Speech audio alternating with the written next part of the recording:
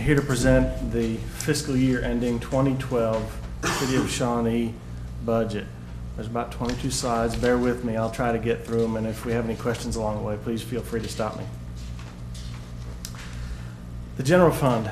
The general fund is our fund that basically is in need of dollars these days. I'll get into it a little bit later, but 75% of our budget or more is sales and use tax. I would call it the new normal in our budget.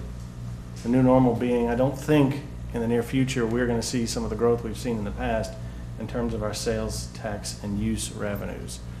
I don't anticipate seeing 5 and 10% ranges anytime in the future.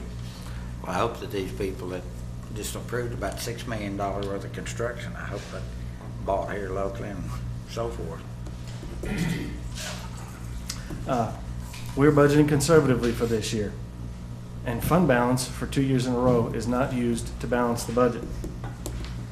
And we anticipate, although we're still in the public hearing phase and the commission will adopt the budget on June 20th, we're anticipating at least a 1.4% fund balance at the end of the year for rainy day fund.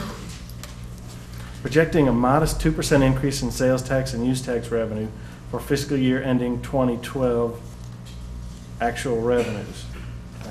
That's incorrect up there on the screen. This comprises 76% of the general fund revenues. I've talked about this before. Our general fund is not as healthy as it could be from a lot of standpoints in terms of dollars that are coming in for the things that we need to perform the functions that the citizens expect of us. But we're also very heavily laden on one source of revenue, which is sales and use tax, 76%. Lake revenues, approximately $60,000 are moved to SMA. We've not been able to do that in the past because the general fund couldn't afford to do it. This year we're gravitating toward moving all of our lake operations into SMA. Commissioners are well aware that we received the COPS grant this year. That allows us to hire 3 new officers for 3 years, and it's totally paid for on our behalf. Then we're expected thereafter to pick up the cost of those. We've adjusted court fines and fees. As you'll remember last year, we had put $590,000 in the budget. We've reconsidered that, although we think that was a good number. We've scaled it back just a bit to make sure that we're more within what this year's actuals are. Transfer from SMA remains at $1.1 million for the services that are performed for SMA by the general fund, and we're adding another $125,000 a year to the general fund for 10 years to pay for $1.4 million that was over the years borrowed from the general fund when the SMA fund actually couldn't afford a lot of the activities that were in there. This next slide shows sources of general fund revenue. Just a pie graph that shows you what I was mentioning just a little bit ago, that as you can see there in blue, that's where most of our revenue comes from. I've said it before, I think it's appropriate to say again at this point, no one would build a business plan based on 75% of their monies coming from one source of revenue. So we need to do some work there. And our state is unique in that this is the one source of revenue that they allow municipalities to get into and fund their local government, and we need people to shop Shawnee. And by the way, while the legislature's in session and the Oklahoma Academy for Municipal Excellence, there's been a lot of work done on this to try to work for cities in the state of Oklahoma to diversify their revenue stream in their general funds. Shawnee Municipal Fund revenue summary. We're going to do all the revenues first, then we're going to go into the expenses in each of the funds, and then we'll finish up with capital. We're entering a 3-year of an improved 5-year rate plan based on capital improvements. I'm here to tell you, commissioners, that we as a staff appreciate what the commissioners did 3 years ago. I know it's difficult for our customers, but there were 2 main projects that we completed this year: the raw water line and lake tower valves. And now we're in the middle of the pumps and controls. Those are projects that were desperately needed for us to ensure that we could provide quality potable water to our citizens, and we appreciate that. These are projects that we've needed for many, many years. That rate structure also includes that effective July 1st, monthly base rate of $7 for our residential customers will increase, and $8.88 increase for our commercial customers. I also show there on the slide that of the $12,279,453, approximately $1,760,000 of that is Central Disposal, who is our provider for solid waste hauling. Again, a very quick pie graph that talks about the different sources of revenue in SMA. SMA's water sales and sewer sales are the vast majority. One would expect that in a water and sewer enterprise fund. And then the others make up a very small amount. General fund expenses. Just going to I'm not going to go through every line item. We'd be happy to answer any questions the commissioners may have, but just wanted to hit the highlights. Proposed increase in city health insurance contribution. This will allow for contributions to employees to be equal across the board for non-union employees.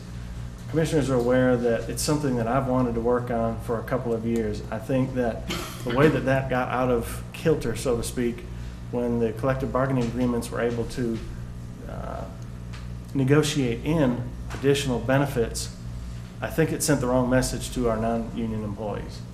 And so when our finance director made the recommendation this year that when she did the study and realized it was $80,000 additional that the city would contribute in order to bring everybody at the same level, I said, let's propose it to the city commission in the budget and see what they say about it. So it is in there.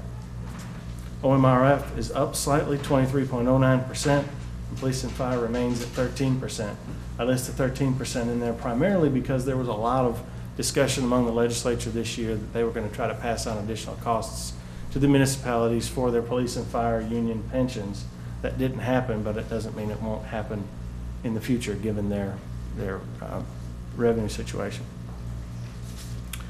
Proposing to disperse a 3% increase in pay to employees not covered by a collective bargaining agreement July 1st. This, I hope, will go a long way to restore the non-union employees' faith in their employer, that they tighten their belts when we need it. And although they won't get it all back, they'll get a boost come July 1. Staffing. Restore staffing to 2008 levels with the exception of HR. Interim department heads will be promoted to department heads as of July 1. 7 positions are in police patrol. Without going into a lot of that, we've had many people that have actually signed up, but they're not making it through our process. I think we're actually down to 2 currently. Proposing to add 1 position in planning in January, pending strong revenues, and this position would be a part-time planner, part-time downtown manager. This again is something that I've talked with commissioners about over the years, that I want to help the merchants downtown. I want our downtown to grow and thrive. I think that the way that the position was structured, it didn't have a support network as a part of it. And I think being a part of Justin's team will provide that support network for them. And the way that we'll structure it now is we'll fully pay that salary so that they are not actually trying to achieve memberships as part of downtown. That doesn't mean that there wouldn't be other ways for the merchants to contribute to a newsletter in terms of advertising or something along those lines. We can take a look at that later. But restoring the staffing in this instance is huge. I've mentioned to commissioners before that I feel as though our city is short on staff anyways, because, particularly non-union, because we just don't have the dollars to hire additional staff. But getting those levels up to where they were is huge for us. It was something that we talked about as your staff, your professional staff, and we're proud to be able to do that this year. Worker compensation. Last year, not this budget year, but last budget year, we made some pretty significant changes in our workers' comp schedule and the people that were working within our workers' comp schedule. We have a brand new third-party provider that is in the 21st century and can provide us reports, provide me reports, so I can match injuries up with different activities that the employees have. I can get the things online, see what's going on with each of the cases. Also, we have a new attorney, Charlie Braun out of Oklahoma City. He's been performing, been an attorney in the workers' comp world for 30 plus years in Oklahoma. And he's very good at what he does. I'm very pleased with the work that he's done for us. And with that change, we managed to start pushing some of these cases through both staff and the city attorney, or the workers' comp attorney. So made some changes that cost us some money last year. We had to dip into fund balance to do it, but we are self-insured, and this year we're going to go with the recommended $736,000 that the actuarians are telling us that our costs will be this year. Vehicles. This sometimes is an issue with commissions. I wanted to outline what they are. In the general fund, basically 12 new half-ton pickups. It's not a lot of vehicles, I don't believe, for the size of our fleet. It is probably a lot of vehicles for police, and let me explain that very quickly. Ford doesn't currently have, in our opinion, a good option for a police cruiser. Chevy's coming out with one, but it's not actually out yet. Ford's putting everybody in Tauruses, front-wheel drive Tauruses, that they say are souped up for police pursuits. It was the chief's choice that he go through and take the Crown Vics that are already on the road that have been investigative vehicles that have easier miles on them, push them into police patrol. You'll see them, they're all white right now. And then what we'll do is we'll take the half-ton pickups, put them into investigations, and put them on the road. They won't be high pursuit vehicles. The other option there that we have with a pickup is if those pickups are still in good shape, in a few years we can push them into many different departments in the city and use them for other purposes after the police department's through with them. As you can see, there are a list of other vehicles that will go to other departments there. Just a few department highlights. General fund expenses. City Commission approved the Mid-Sized Cities Coalition, and something that I started last year was the International Council of Shopping Centers. The International Council of Shopping Centers is a trade organization for retail trade. And they meet in Vegas every year, and then they have different conferences around the nation. The one that I participated in last year was in Dallas. Will actually be in San Antonio this year. And there's sort of a group or a consortium of sorts of cities that got together last year, and they bought a booth at this thing. And it gives you the opportunity to go out and see retail partners, to bring them potentially information about your city, sit down with them, and if nothing else, if they're just walking by the booth in a conference, they'll actually see us and potentially stop by and talk to us.